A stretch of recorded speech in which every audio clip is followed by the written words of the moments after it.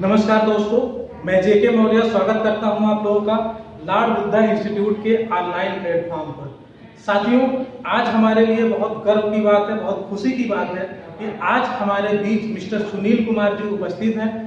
आप राजकीय inter college में इंग्लिश से प्रवक्ता हैं, पीजीटी इंग्लिश है और आपने अब तक कई सारे एग्जाम क्वालिफाई किए हैं। आपका एलटी ग्रेड में भी सिलेक्शन हुआ था, लेकिन आप ऑलरेडी पीजीटी हो गए थे, तो इसलिए आपने उसको ज्वाइन नहीं किया।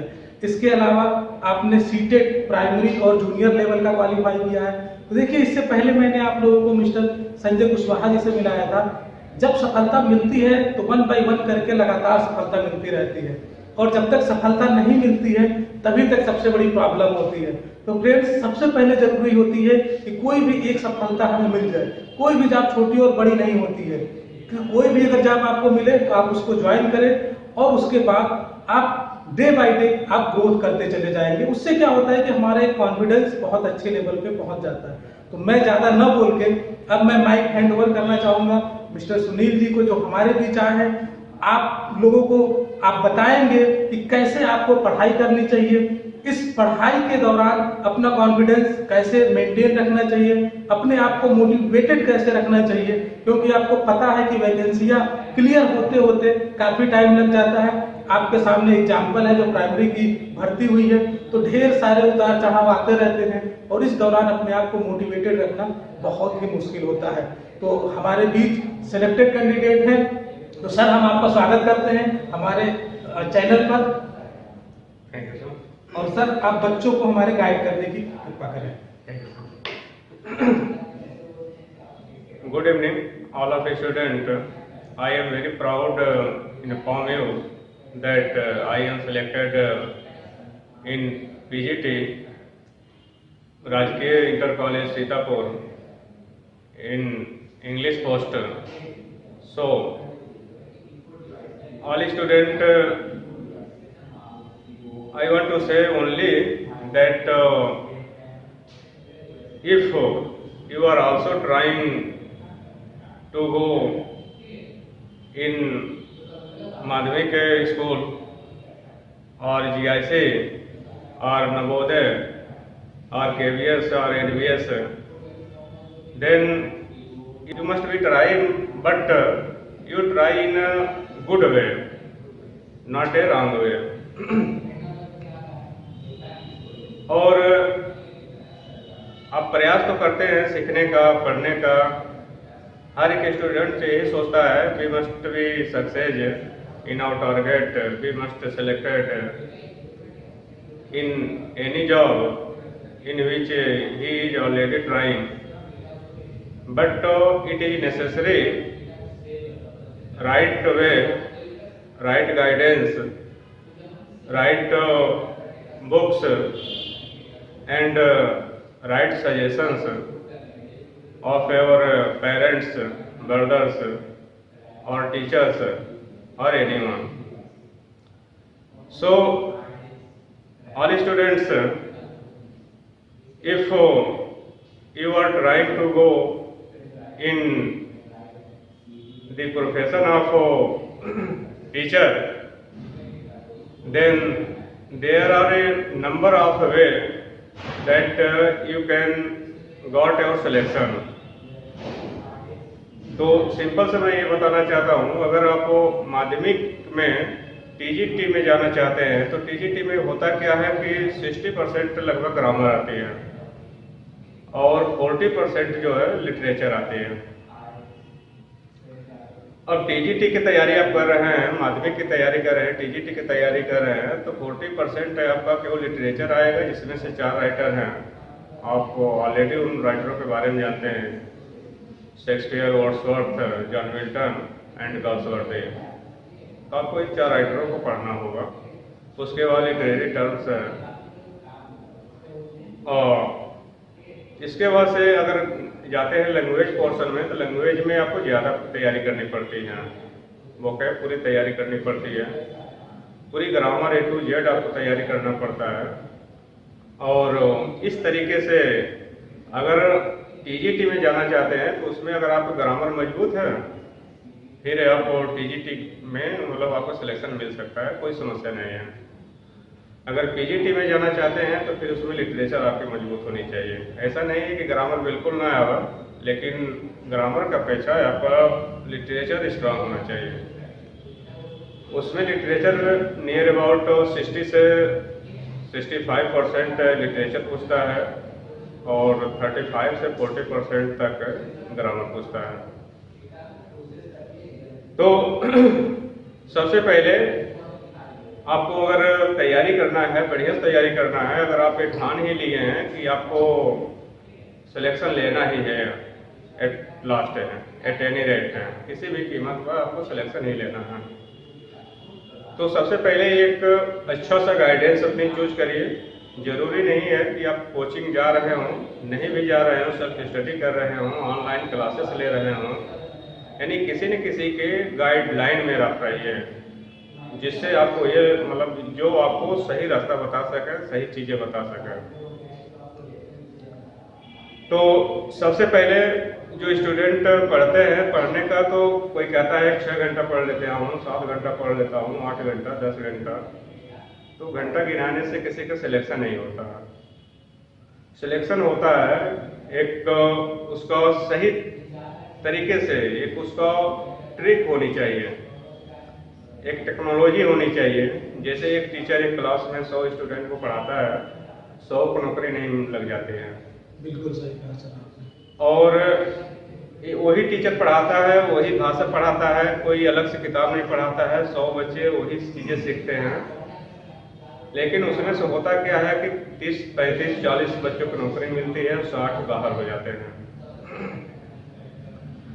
अब इसमें इसका सीधा वजह है कि जो सिलेक्टेड हो जाता है, टीचर वही पढ़ाता है, तो सिलेक्शन उन बच्चों को मिलती है, उसके अंदर कुछ न कुछ एक्स्ट्रा टैलेंट होती है।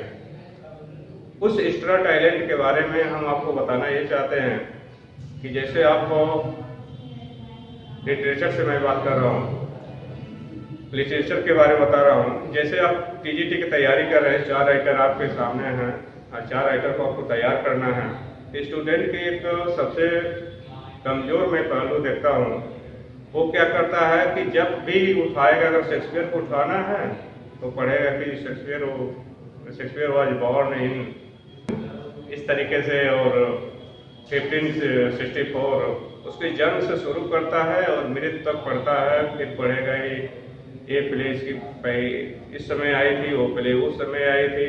जिस चीज़ों को पढ़ता है वो फिर क्या करेगा, 100% उसको एक तरफ से पढ़ता है, जिसमें से टाइम बहुत से उसका वेस्ट हो जाते हैं।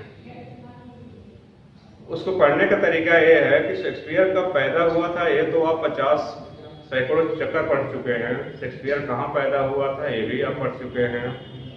शेक्सपियर का 4 वर्ड फेमस प्ले कौन सा है, हिस्टोरिकल प्ले कौन सा है, ये भी आप जानते हैं।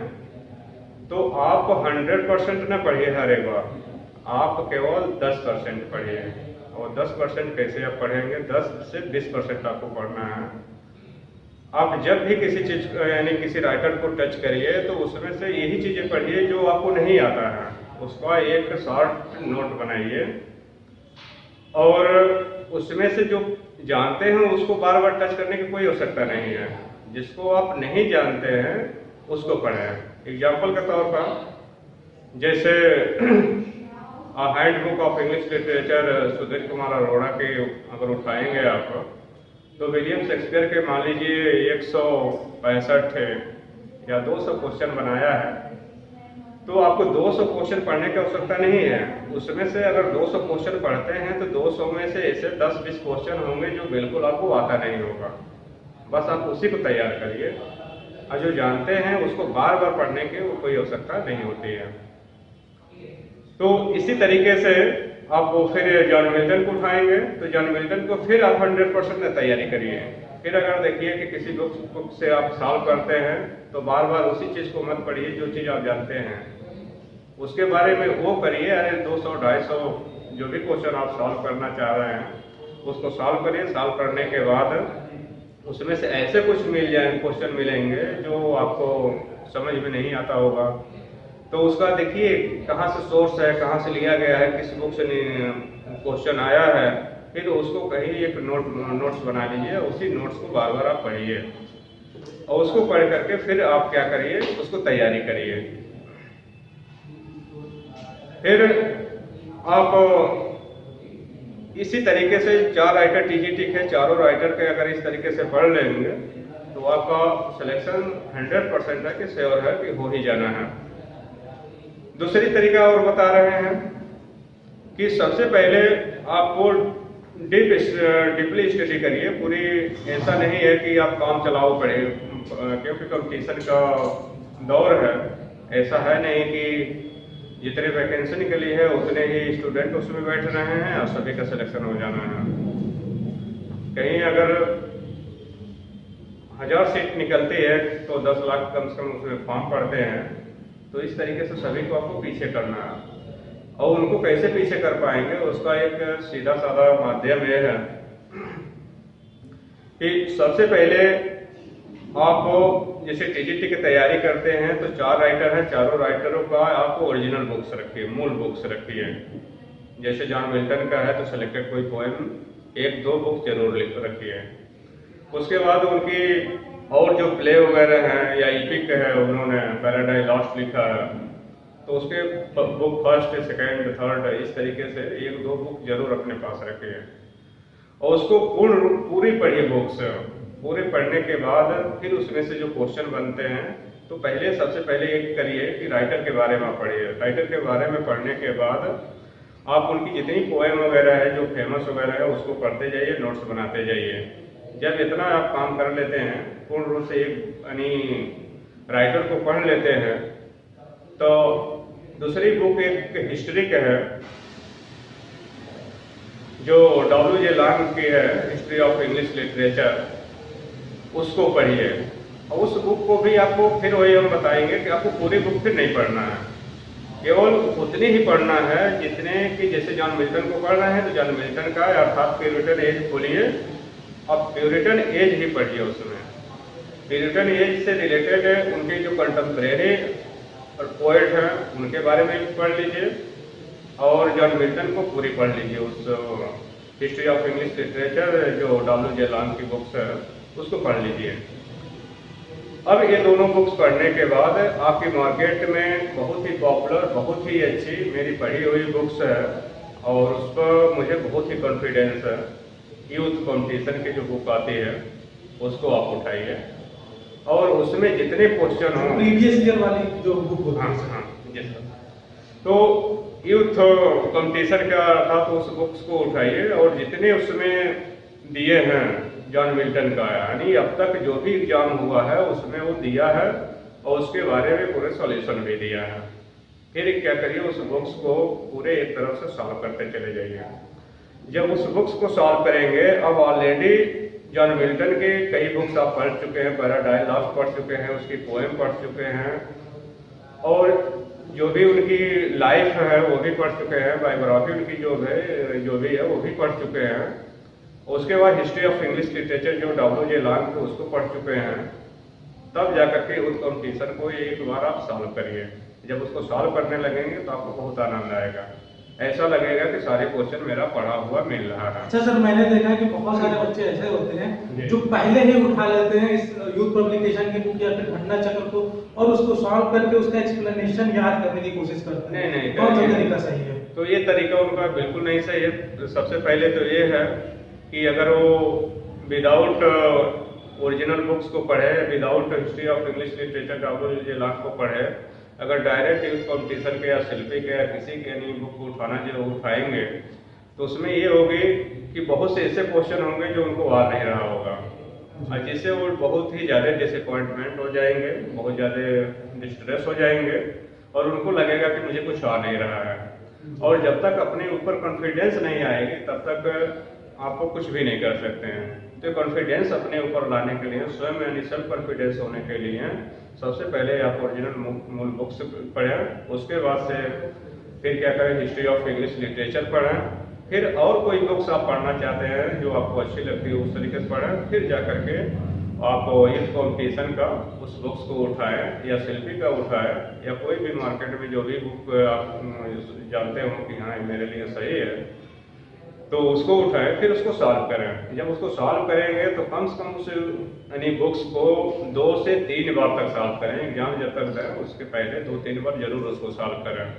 फिर आप उसमें से अभी तक जो एग्जाम हुए हैं सभी क्वेश्चन उसमें दिए होंगे, और जब उसको कम से कम 1500 क्वेश्चन आप सॉल्व कर लेंगे तो उसमें से नोट वही आपको करना है जो क्वेश्चन नहीं आता है। फिर वही हम बताएंगे कि आपको 100% तो उसको नहीं नोट करना है। 500 क्वेश्चन दिया है तो 500 नोट करते करते तो आपको महीनों बीत जाएगा और याद तैयार भी नहीं होगा, उतने लिखने से कोई मतलब निकलेगा नहीं। तो इससे ये अच्छा है कि उसमें से जो नहीं आता है उसी को नोट करें, उसी को 2-4 बार देख लें, फिर वो तैयार हो जाएगा। इसके बाद आता है केवल आपको लिटरेचर में ही आप मत डूब जाइए। लिटरेचर में जैसे टीजीटी की तैयारी करते हैं तो 2 घंटा लिटरेचर पढ़ लिया बहुत है, उसके बाद से 4 से 6 घंटा कम से कम आप लैंग्वेज पढ़िए। अब लैंग्वेज में सबसे अच्छी बुक्स है common mirror of common errors, the mirror of common error. हाँ, ग्रामर के लिए ग्रामर के लिए अब मिरर ऑफ कॉमन एरर्स जो बुक है वो बहुत ही अच्छी बुक्स है। और उस बुक्स की खासियत ये है कि एक तरीके से आप पढ़ते जाएंगे, उसको हिंदी में भी लिखा है, इंग्लिश में भी लिखा है, और उसमें जो भी क्वेश्चन अभी तक बने हैं, जैसे एसएससी में क्वेश्चन आते हैं या टीजीटी में आया है, पीजीटी में आया है, जहाँ भी क्वेश्चन आते हैं, कहीं 10 क्वेश्चन, कहीं 15 क्वेश्चन, कहीं 20 क्वेश्चन का वो क्या किया है यानी चैप्टर के लास्ट में उस टेस्ट जैसे बना करके दे दिया है। फिर उसको आप सॉल्व करिए, उसका विदाउट आंसर देखे हुए उसको सॉल्व करिए। सॉल्व में जब 15 क्वेश्चन करेंगे, by the way parts of speech आपने पढ़ा, सबसे पहला चैप्टर उसमें नाउन आता है, आपने नाउन पढ़ा कि there are 5 parts of a noun, 4-5 तरीके के नाउन होते हैं। अब नाउन के बारे में आप डीपली आपने अध्ययन कर लिया है। अब नाउन से रिलेटेड कॉमन एरर्स के जो क्वेश्चन आती हैं वो 15-20 क्वेश्चन बना करके दिया होगा, वो कहीं न कहीं एग्जाम में वो आए हुए होते हैं। अब उसको आप जब सॉल्व करेंगे, वो भी क्वेश्चन ऐसे आए होते हैं, एसएससी वगैरह में आए होते हैं तो उस क्वेश्चन को आप जब सॉल्व करेंगे तो आपको ये लगेगा कि हाँ हमारा अब कितना तैयार हो गया है या नहीं तैयार हुआ है। तो इस तरीके से आपको पूरी पार्ट्स ऑफ स्पीच पूरी उसको तैयार करना, पूरी एक्सरसाइज करना। फिर इसके बाद और जो आता है उसमें से नरेशन वगैरह है, वॉइस है, एक्टिव है, पैसिव है, जितने भी है सारे क्वेश्चन उसको अर्थात अभ्यास उसको करते जाइए। एक्टिव पैसिव जैसे है या नरेशन है या वर्ड पावर है, इसके लिए भी बुक्स कई तरीके के मार्केट में अवेलेबल हैं, लेकिन आप ध्यान ये रखिए कि जो ऑथेंटिक बुकें होती हैं उसी से क्वेश्चन पूछा जाता है। जैसे कि आपका रेन मार्टिन हो गया, और आपको एक इंटर में चलते ही एक्सीलेंट बुक्स हैं, उससे भी क्वेश्चन पुट आउट किए जाते हैं। रेन मार्टिन से तो बहुत ही किए जाते हैं। तो इस तरीके से इन बुक्स को आपको एक तरीके से पढ़ते जाएं और ज़्यादा से ज़्यादा आप उसकी एक्सरसाइज करें। जितनी एक्सरसाइज करेंगे उतने ही आपको के अंदर वो क्वालिटी आती जाएगी। तो एक्सरसाइज करते जाइए और फिर उसको पढ़ते जाइए। फिर आप क्या करिए, फिर से उसी को यूथ कंपटीशन का जो भी ग्रामर पोर्शन है उसको आप उठा करके देखेंगे। प्रैक्टिस करने के बाद यूथ कंपटीशन उठाएं, अगर पहले उठा लेंगे तो फिर आपको समझ में नहीं आएगी। तो इस तरीके से जब आप पढ़ाई करेंगे तब जाकर के पूर्ण रूप से आप ये कह लीजिए कि यानी 10-15% आपको पढ़ाई करना है, लेकिन 100% आपका तैयारी होती चली जा रही है। अब इसके बाद अगर आता है बात पीजीटी का, तो पीजीटी का ही सेम इसी तरीके से अगर एक राइटर को उठाते हैं तो उसमें से शेक्सपियर है, वर्ड्सवर्थ है, 3-4 ऐसे राइटर हैं जिसमें से जो थोड़ा सा टाइम उसमें लग सकता है। बाकी राइटर बहुत छोटे कह लीजिए कम उनकी वर्क्स हैं। अब जैसे कमला दास है, कमला दास को अगर आप पढ़ेंगे बढ़िया से तो 2 दिन पढ़ेंगे तो पूर्ण रूप से तैयार हो जाएगा। कमला दास का कोई जैसे सेलेक्टेड है, कोई उनकी बुक्स उठा लिए हैं, पोएम्स उठा लिए हैं और उसको पढ़ जाइए एक तरफ से। जो भी पोएम उनका पढ़िए तो एक तरीके से नोट्स आप बनाते चले जाइए। 2 दिन लग जाए, 3 दिन लग जाए, 4 दिन लग जाए, लेकिन ये है कि पूरी डीप स्टडी कीजिए उसकी। फिर उसको पढ़ने के बाद आपको दूसरे पॉइंट आपका वही है, फिर उसको उठा लीजिए हिस्ट्री ऑफ इंग्लिश लिटरेचर उससे आप पढ़िए, हिस्ट्री ऑफ इंग्लिश लिटरेचर डालू जेलान के। तो इसमें से यानी क्वेश्चन बहुत ज़्यादा पूछे जाते हैं। अब ये है कि इंडियन राइटर उसमें नहीं मिलेंगे, तो आप कोई इंडियन राइटर का हिस्ट्री ऑफ इंग्लिश लिटरेचर उठा लीजिए। और इंडियन राइटर यानी किस बुक से मिलेंगे, ये एक बहुत ही जीनियस, बहुत ही एक अच्छे, बहुत ही कह लीजिए कि एक्सपर्ट अध्यापक हैं, उनसे अच्छा हमारे ख्याल से अभी तक तो मतलब इस क्षेत्र में, इस एरिया में या कोई बता नहीं सकता है। तो वो है शैलेंद्र जी, जो सबसे पहले वो KVS में उनका सिलेक्शन हुआ था। KVS में उन्होंने बहुत परिश्रम किया और बहुत मन से, तन मन धन से उसको, उन बच्चों को पढ़ाया। खैर यही लोगों की उनकी दुआ रही है कि उनका यानी डिग्री कॉलेज में हो गया और इस तरीके से असिस्टेंट प्रोफेसर हैं। तो अब उनसे आप एक बार पूछ सकते हैं कि इंडियन लिटरेचर हमें पढ़ना हो, यानी हिस्ट्री ऑफ इंग्लिश किस बुक से हम पढ़ेंगे, तो बहुत बढ़िया से बता सकते हैं कि किससे, क्योंकि बहुत ज़्यादा मैंने उसके बारे में मतलब मैं नहीं जानता हूँ कि कौन से हिस्ट्री की बुक हम पढ़ें तो जहाँ से इंडियन राइटरों को हमें मिल जाएगा। लेकिन हम फिर भी इतना कहेंगे कि किसी भी यानी जो Indian history of English literature है उसको उठाएंगे तो उसमें से आके नारायण हैं या कमला दास हैं, निजी मिश्किल हैं, जो भी राइटर हैं आपको मिल जाएंगे, बड़े आसानी से मिल जाएंगे। फिर उस बुक्स से आप पढ़िए और उसके पढ़ने के बाद आप एक नोट्स बनाते जाइए, जो आपको लगे कि हाँ ये अच्छा है, ये पूछ सकता है एग्जाम में, उसका नोट्स बनाते जाइए। फिर वही काम आप दोबारा फिर करिए, यूथ कंपटीशन उठाइए या सेल्फी को उठाइए या किसी के, फिर उसको सॉल्व करिए। फिर उसमें से लगता है कि हाँ 10-20 क्वेश्चन मुझे नहीं आता, उसका एक नोट्स बना लीजिए, जिसको आप एक हार्ड नोट्स कर सकते हैं, उसी की तैयारी आप करते जाइए। इसी तरीके से जो भी 15-16 राइटर आपके PGT में हैं, माध्यमिक में, एक तरीके से उसको तैयारी करते चले जाएंगे।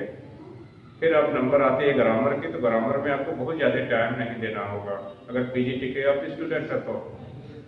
हाँ अब उसमें और छोटी छोटी जो चीज़ें होती हैं जो स्टूडेंट्स मोस्टली नहीं जानते हैं, जैसे फॉरेन एक्सप्रेशन होता है, वो आता है हर एक एग्जाम में आता है, चाहे वो KVS हो, NVS हो, GIC हो या आपके माध्यमिक हो।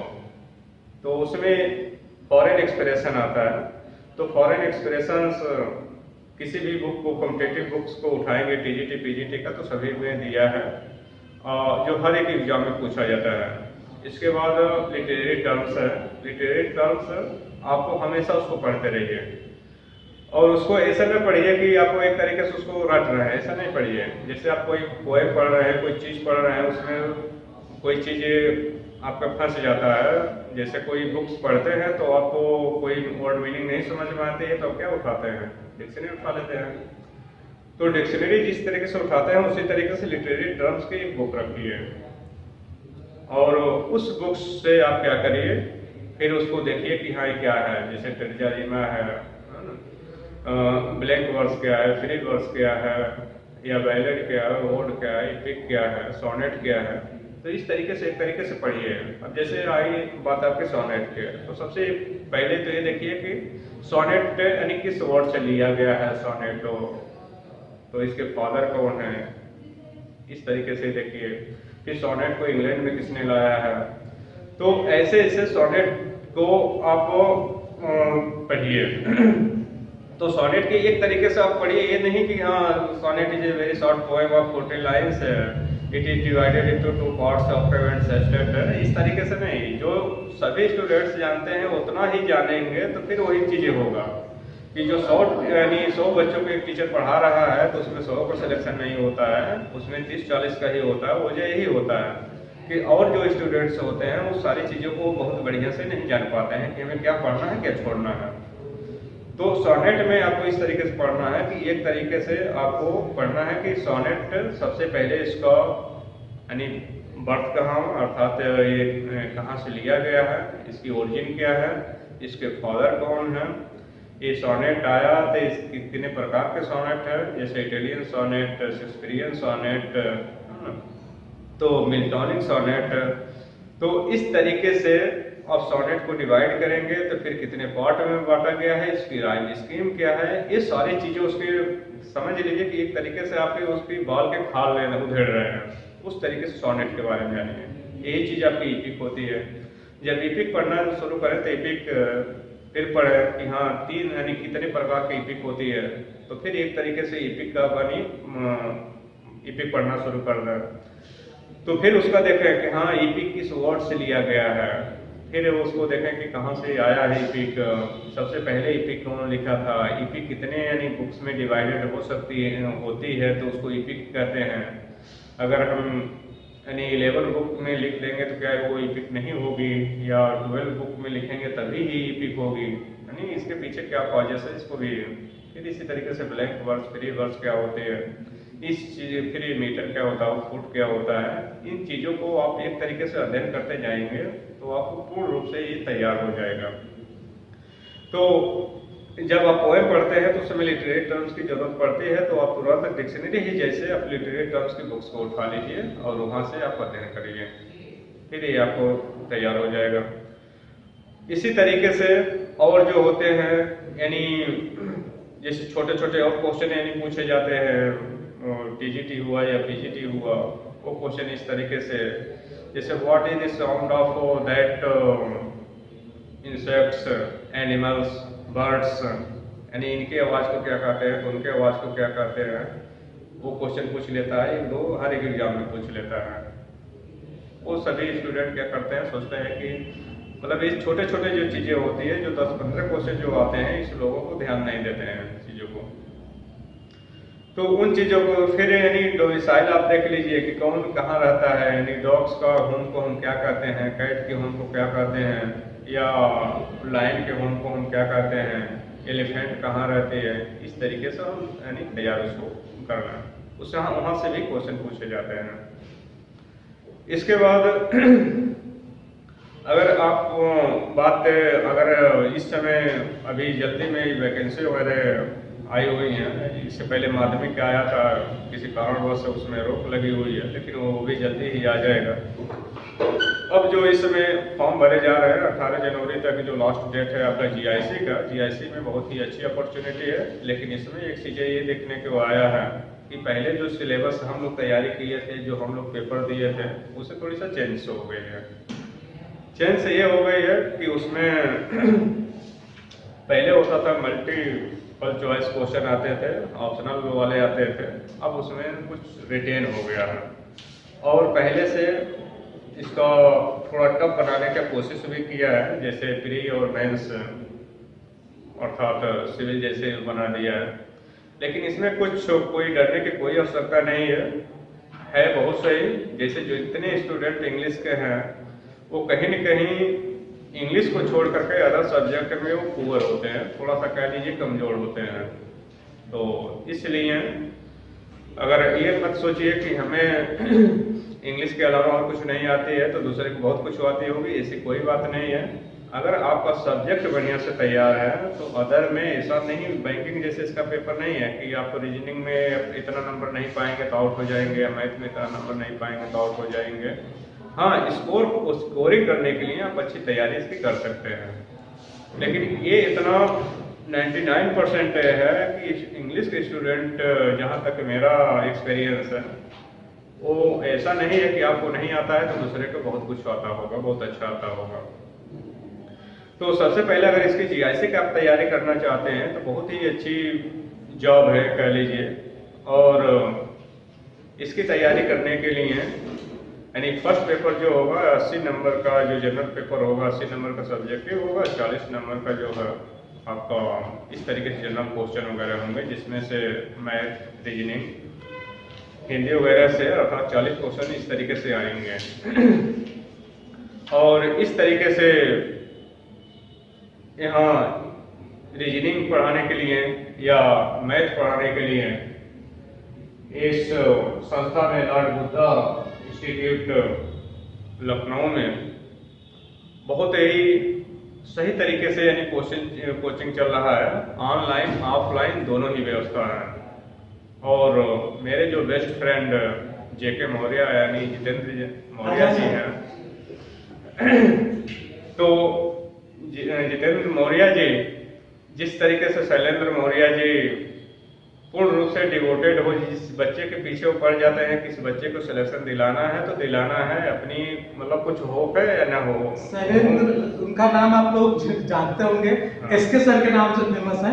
और शैलेंद्र जी की जो कोचिंग है मतलब ऑनलाइन प्लेटफॉर्म है, यूट्यूब पे फ्री में आपको वीडियो मिल जाते हैं, टारगेट विद एसके सर उसके नाम से वेबसाइट भी है। उसके माध्यम से, इस चैनल के माध्यम से आप लोगों को इंग्लिश से रिलेटेड जो भी चीजें हैं सारी चीजें मिल जाती हैं। Thank you. हाँ, तो ये बताना चाह रहे थे कि अगर जिस तरीके से वो एसके जी अर्थात तो हैं, उसी तरीके से ये जेके जी भी यानी जितेंद्र जी भी ये बहुत अच्छे रीजनिंग के और मैथ का दोनों के एक्सपर्ट हैं। और यहाँ तक ये भी मतलब दिल्ली से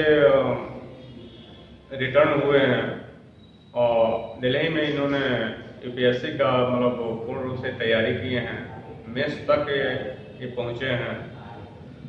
अब ये भाग्य नहीं दुर्भाग्य ही हम कह सकते हैं कि इतनी जीनियस होने के बाद, इतनी नॉलेज होने के बाद अभी तक इनका सिलेक्शन नहीं हुआ है। लेकिन ये हमारी यानी अंतरात्मा है, इनर सोल कहती है आज नहीं कल इनकी हो जाएगी। सर हम लोगों के साथ सबसे बड़ी प्रॉब्लम ये थी सर, आप भी बहुत लेट में बाहर निकले और हम भी 2 साल पहले ही आईएएस की तैयारी करने के लिए बाहर निकले और मेरे पास 2 ही अटेम्प्ट था। और कोई बात नहीं, अभी हम पीसीएस दे रहे हैं और देंगे और एक दिन एसडीएम बन के आएंगे आप लोगों के बीच में। बिल्कुल बिल्कुल सही। तो इस तरीके से अगर आप ऑनलाइन पढ़ना चाहते हैं, जैसे इस तरीके से सबसे बहुत बड़ी जो विश्व में बीमारी फैली हुई है कोरोना, तो अगर आप ऑनलाइन पढ़ना चाहते हैं तो ऑनलाइन की यहाँ सुविधा है, ऑफलाइन पढ़ना चाहते हैं तो ऑफलाइन की सुविधा है, दोनों सुविधा है। तो इस तरीके से जो जीआईसी में यानी स्टूडेंट्स जाना चाहते हैं तो उसमें जो रीजनिंग आएगा, मैथ आएगा, उसको नहीं कुछ हो तो ऑनलाइन ही कुछ पढ़ लेंगे तो बहुत ही समझ लीजिए कि हेल्पफुल होगा। और सर जीएस के लिए मैं वीडियो बना रहा हूँ और जितनी रिक्वायरमेंट है जीआईसी के लिए। हाँ, और जीएस है तो आपको बहुत ज़्यादा नहीं, बस ऑनलाइन जो है घंटा आधा घंटा जो भी क्लासेस है, अगर आप उसको ज्वाइन कर लेते हैं या उसको देख लेते हैं, बस इसको देखते रहें या उसका एक नोट्स बनाते रहें तो बहुत ही बेनिफिशियल है।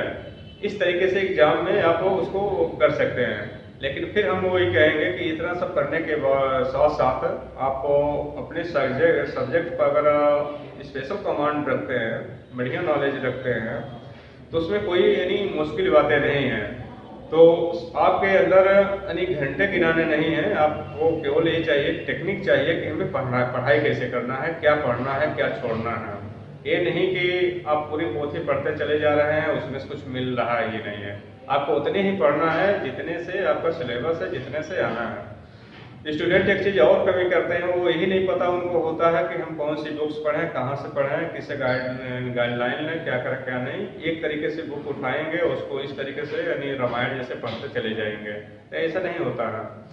आप पूरी एक तरफ से पढ़ेंगे तो भाई आपके पास भी उतनी टाइम है नहीं, और भी कुछ काम होते हैं, और भी रिस्पॉन्सिबिलिटी होती है। तो इस तरीके से खाना है, पीना है, सोना है, और भी काम है। तो आप 24 घंटा में से बहुत निकाल सकते हैं समय, तो 6, 7, 8 घंटा ही निकाल सकते हैं। तो इसके लिए अगर आप पोथी पढ़ना शुरू कर देंगे एक तरीके से तो आपका नहीं होगा। मैंने जैसे ऑलरेडी बता चुका हूँ कि सबसे पहले यानी उसको कौन सी बुक्स पढ़ें, उसके बाद यानी सबसे पहले ओरिजिनल बुक्स पढ़ें, मूल बुक्स पढ़ें, उसके बाद से हिस्ट्री ऑफ लिटरेचर पढ़ें, और उसके बाद से आप क्या करें, 2-3 तरीके से बुक्स ले लें। एक मार्केट में बहुत अच्छी बुक्स आई है नेक्टर करके, और सुधीर कुमार अरोड़ा के वो भी बुक्स है, उसको लें। इसे रिपीट कर दीजिए सर बुक का नाम। नेक्टर मीन्स अमृत होता है, तो वो अमृत ही है। अगर उसको आप ले लिए, पढ़ लिए, समझ लिए, अमृत आपने पी लिया यानी अपनी सिलेक्शन का। उसके बाद सुधीर कुमार अरोड़ा की दूसरी बुक्स एक और है, हैंडबुक ऑफ इंग्लिश लिटरेचर, और तीसरी एक और है रंजीत सिंह का। तो कम से कम आपके पास 3 बुक्स ऐसे होनी चाहिए जो गाइड टाइप के हैं, और इन बुक्स से आप अध्ययन अपना करना शुरू कर देंगे तो आपका सिलेक्शन श्योर है कि यानी हो ही जाना है। इन 3 बुक्स से आप जब पढ़ेंगे तो ऑप्शनल टाइप के जो क्वेश्चन है, और ये भी स्टूडेंट ने करें, क्योंकि उसके नीचे क्या किया होता है, आंसर दे दिया होता है। तो आंसर यानी देख करके ना पढ़ा करें, आंसर को किसी चीज़ से हिडन करना है, उसके बाद से उसको फिर अपनी नॉलेज उसमें लगाएं कि ये कौन सा इसमें सही हो सकता है, कौन सा गलत हो सकता है, उसके बाद आंसर देखें। फिर अगर आप डिटेल स्टडी कर लिया है, उसके बाद से वो उस तरीके से जब वो सॉल्व करते हैं, जैसे नेक्टर मैंने बताया, या सुधीर कुमार अरोड़ा के हैंडबुक ऑफ इंग्लिश लिटरेचर मैंने बताया, या रजनीत सिंह का मैंने बताया, यानी टीजीटी पीजीटी दोनों आता है, जीआईसी का आता है, सभी का यानी सब कॉम्पिटिटिव का वो सब निकाल रहे हैं, और बहुत अच्छी बुक्स निकाल रहे हैं सब। तो आप उसमें जो भी 100-200 क्वेश्चन है, ये दोनों तीनों बुक्स से जब आप पढ़ लेंगे, तब जा करके आप क्या करिए, यूथ कंपटीशन को फिर एक बार उठाइए और उसको पूरा सॉल्व कर जाइए। अब जहाँ जहाँ से आपको यानी हार्ड क्वेश्चन मिले हैं, हार्ड वर्ड मिले हैं, उसको आप क्या करिए, एक जगह कोई नोट्स बना लीजिए। मुश्किल से एक राइटर के यानी 50 से 100 क्वेश्चन ही ऐसे होंगे जिसको आप नहीं जानते होंगे, उसी को आप तैयार करिए और 100% वो आपका तैयार हो जाएगा। किसी भी कॉम्पिटिटिव एग्जाम में बैठेंगे और चाहे जैसे क्वेश्चन पूछ लेगा, मेरा गारंटी, मेरा दावा है कि आप उसमें निकाल ले जाएंगे और आप फंसेंगे नहीं। इसके बाद आप लिटरेचर, इसके बाद आप लैंग्वेज का इस तरीके से अपनी तैयारी करते जाएं। और सर आप कुछ कहना चाहेंगे या कुछ सर एक चीज और आपसे हम पूछना चाहेंगे, आपका तरीका सर मुझे बहुत अच्छा लगा था। मैं आपके रूम पे गया था एक बार इलाहाबाद में, और आपने जो बताया था कि जैसे आप 2 लोग रहते थे और आप लोग सुबह ही टॉपिक डिसाइड करते थे और उसकी तैयारी करते थे, इस तरह से थोड़ा बताइए, बच्चों के लिए भी हेल्पफुल होगा। हाँ, बहुत अच्छा आपने किया, मुझे याद दिला दिया। बहुत ऐसी बातें हैं जो मुझे याद नहीं आ रही है कि क्या बताना है। अगर कोई पूछता मुझसे तो मैं सब कुछ बताता चला जाता कि हाँ ऐसे ऐसे आप करिए तो आपका सिलेक्शन सही होगा। जैसे ये होता है कि कोई भी तैयारी करने, कुछ स्टूडेंट ऐसे होते हैं, सोचते हैं कि अगर हम किसी से बताएंगे तो वो जान जाएगा और मेरा घट जाएगा। ऐसा तो स्टूडेंट्स बिल्कुल नहीं है। अगर ऐसा आप सोच रहे हैं, ऐसा कुछ बिल्कुल नहीं है। और गर्ल्स अन्यथा नहीं लेंगी, गर्ल्स में थोड़ी सी जेलसी ज़्यादा ही होती है। वो सोचते हैं कि अगर मैं जानती हूँ दूसरे को बता दूंगी तो जान जाएगी, ज्ञान बांटने से और ज्ञान ज़्यादा आ जाता है, मेरा खत्म हो जाएगा। तो ऐसा कहीं कुछ नहीं है। जैसे हम जब इलाहाबाद में रहते थे, केवल 1 साल और 8 ही महीना वहाँ रहे थे, जिससे जीआईसी में मेरी पोस्टिंग हुई। उसके बाद एलटी का एग्ज़ाम दिया, उसमें भी मेरा हुआ। और उसी समय टेट जूनियर और प्राइमरी दोनों मेरा हो गया था दिसंबर यानी 2018 का। तो मैंने बहुत यानी दिनों तक नहीं पढ़ा, केवल 1 साल 8 महीना है।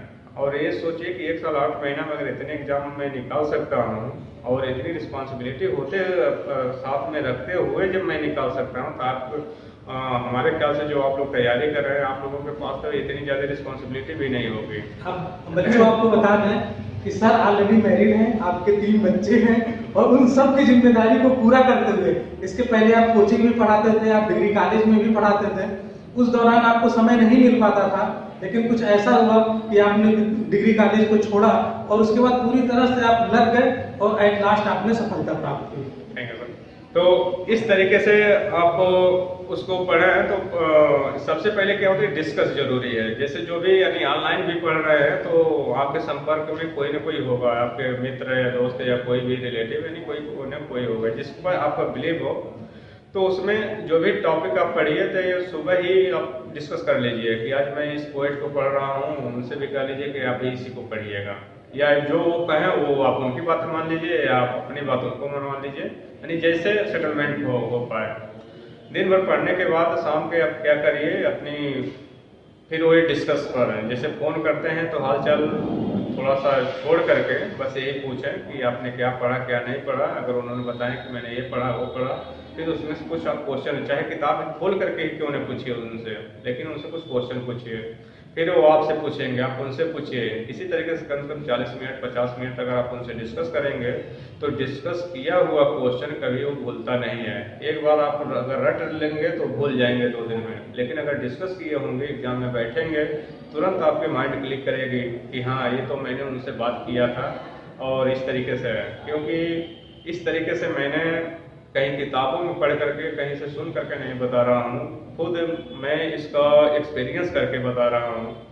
जो इलाहाबाद में हम और हमारे मित्र सत्य प्रकाश जी जो रेलवे में मतलब ऑलरेडी झांसी में उनका पोस्टिंग था और उन्होंने मेडिकल लीव लेकर के आए थे अर्थात तैयारी करने के लिए इलाहाबाद में था। हम दोनों लोग रूम पार्टनर थे।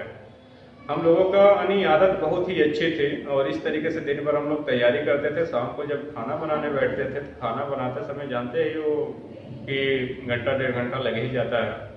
तो इस तरीके से हम लोग बातें करते रहते थे उस केवल पढ़ाई के टॉपिक पर।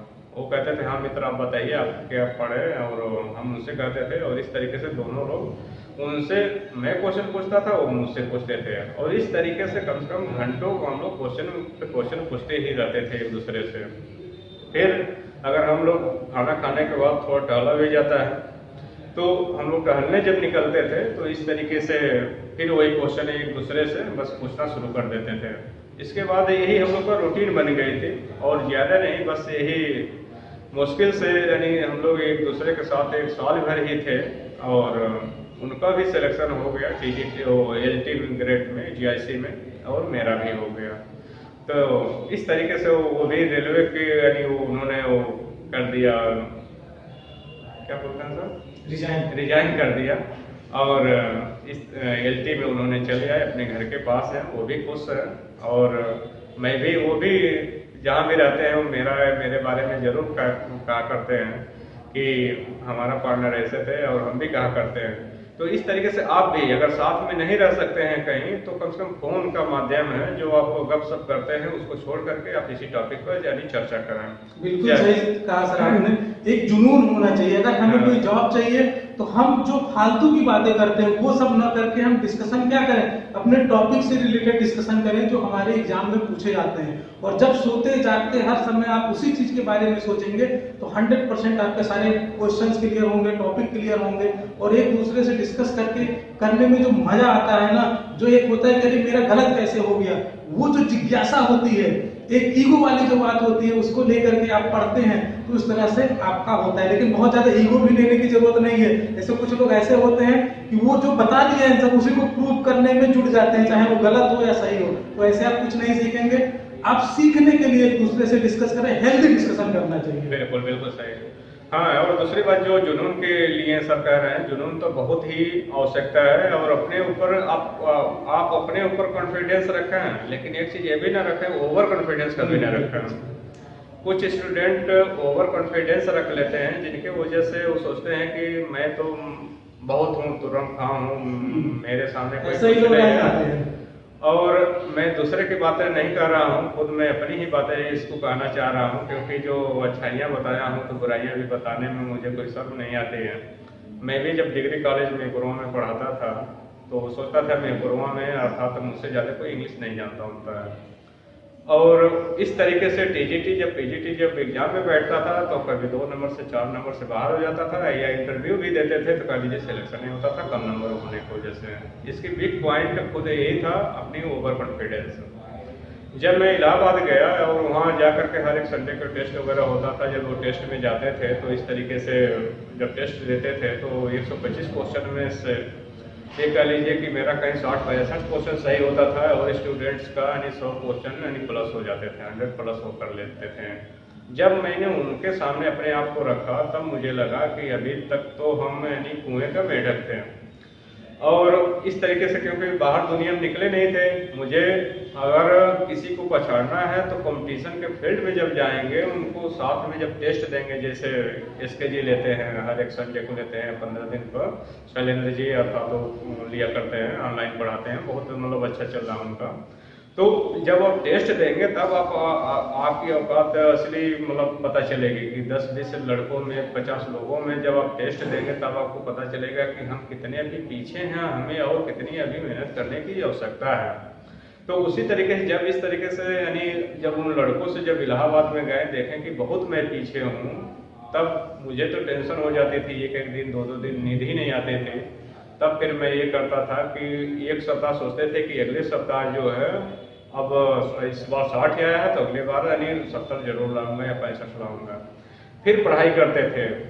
उसके बाद से क्वेश्चन ये था, मेरा यानी कॉन्फिडेंस था कि अगर मैं पढ़ाई कर रहा हूँ इस तरीके से कर रहा हूँ तो मेरा बढ़ेगा ही, घटेगा नहीं, और यही होता भी था सर। जी। हर एक बार यानी बढ़ता गया और 6 महीने के बाद मेरा क्वेश्चन जो लड़के यानी 100+ लाते थे उनके हम बराबर हो गए।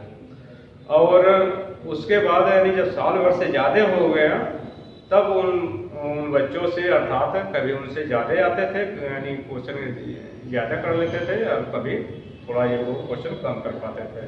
लेकिन तब मेरे अंदर कॉन्फिडेंस आ गया जब इनको हम पछाड़ सकते हैं तो जो एग्ज़ाम कॉम्पिटिटिव एग्ज़ाम होगा अब उसमें भी मेरा सिलेक्शन ठीक हो जाएगा, पक्का हो जाएगा।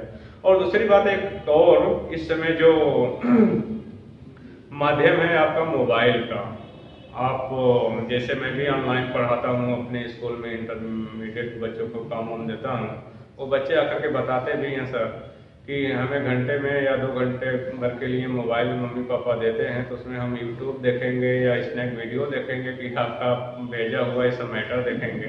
डाइवर्जन बहुत है। हाँ, डाइवर्जन यूट्यूब में हम भटक जाते हैं, कुछ और कुछ देखते रहते हैं। तो इस तरीके से स्टूडेंट्स आप सेक्रीफाइस करना सीखिए। अगर आप सिलेक्शन आपका हो जाएगा तो स्नैक वीडियो हुआ या आपका यूट्यूब का वीडियो हुआ या इधर उधर जोक्स हुआ, कॉमेडी हुआ देखने के लिए पूरी लाइफ आपके है। तो सबसे पहले आपके अंदर जुनून होना चाहिए। सबसे पहले आपके पास ये भी नहीं हो, व्हाट्सअप रखिए लेकिन उससे दूर रहिए।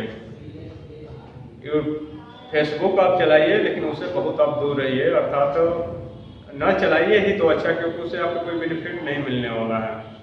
और दूसरी बात, अगर आप किसी से बात भी करते हैं तो आप ऐसे लोगों से बात करिए जो पॉजिटिव थिंकिंग रखते हो। कुछ लोग नेगेटिव थिंकिंग रखते हैं, ऐसे लोगों से कदापि बातें नहीं करिए, नहीं तो वो ऐसे बात आपको बता देंगे कि आप सोचेंगे कि मैं भी कहाँ क्या कर रहा हूँ। इसलिए हमेशा किसी पॉजिटिव नेचर का यानी किसी व्यक्ति से आप संपर्क हमेशा रखें और उसी से बातें करें, उसी से आप डिस्कशन करें। और कभी ये ना सोचे कि ऐसा कुछ नहीं हो जाएगा। फिर कुछ स्टूडेंट सोचते हैं कि एग्जाम तो यानी माध्यमिक हुआ या टीजीटी पीजीटी हुआ या इस तरह राजकीय हुआ, ये बहुत टाइम ले लेता है। तो टाइम ले लेता है और ठीक है, कोई बात नहीं, यानी कुछ गवर्नमेंट कुछ में कमियां हैं तो कुछ कोर्ट कचहरी के हैं, कुछ इधर उधर के हैं। तो अगर आपका यही जीआईसी का है, कुछ स्टूडेंट्स पूछते हैं कि कितने दिन में एग्जाम हो जाएगा। मैं भी नहीं जानता हूँ, आप भी नहीं जानते हैं कितने दिन में एग्जाम हो जाएगा, लेकिन ये मान के चलिए कि साल भर के अंदर ही क्लियर हो जाएगा सब कुछ। और साल भर में सोचेंगे कि अभी तो साल भर बहुत दिन पड़ा है, तो साल में भाई तैयारी आपको करना है, इतने ब्रॉड सिलेबस है, और सोचेंगे कि ये साल भर बहुत मेरे लिए टाइम है, जब एग्जाम नज़दीक आ जाएगा तो पढ़ लूँगा। तो ये कोई दुकान का सौदा तो है नहीं, आप गए हैं और दुकान पर पैसा दिए और इस तरीके से खरीद के लेकर चले आए। इस तरीके से आपको डेली आपको पढ़ना है, यानी कंटिन्यू आपको पढ़ना है, और इस तरीके से आप यानी तैयारी अपनी करें कि कोई उसमें कभी यानी न रह जाए। तो इसीलिए आपके अंदर सबसे वो है कि आपके अंदर जोश होनी चाहिए, वो जुनून होनी चाहिए, वो कॉन्फिडेंस होनी चाहिए, लेकिन ओवर कॉन्फिडेंस नहीं होनी चाहिए। फिर एक दूसरे स्टूडेंट से, जो स्टूडेंट से ये सोचते हैं कि केवल मैं इतना पढ़ लेता हूँ इतना बहुत है, नहीं, उसमें सबसे पहले आप सिलेबस तो जरूर हमेशा वो देखा करिए, सिलेबस आपके सामने हो, और ये भी देखिए कि क्या आप पढ़ रहे हैं, क्या छोड़ रहे हैं। उसके बाद पूरे सिलेबस देखने के बाद ये भी आप अपने आप को करिए कि हम किसमें अभी बहुत ज़्यादा कमज़ोर हैं, किसमें सही है, किसमें नहीं सही है। तो इस तरीके से सब कुछ देखते हुए और उसको आपको कंटिन्यू करते रहिए, तो उसकी तैयारी करते रहिए। और सर आपको कुछ कहना हो तो। सर बहुत अच्छा लगा आपकी बातें, और आई होप कि जो हमारे स्टूडेंट्स हैं, जो एस्पिरेंट हैं, जो सुन रहे हैं, उनको भी बहुत कुछ सीखने को मिला होगा। और अगर आपके बताए हुए रास्ते पर वो चलते हैं तो मुझे पूरा भरोसा है कि वो 100% सफल हो जाएंगे। और आपका बहुत बहुत धन्यवाद। सर की थोड़ी तबीयत भी गड़बड़ है, यहाँ पे आए थे हॉस्पिटल में दिखाने के लिए, थोड़ी आप लोगों को लग रही होगी कि आवाज में थोड़ी सी प्रॉब्लम है, लेकिन सर ने समय दिया आप लोगों के लिए।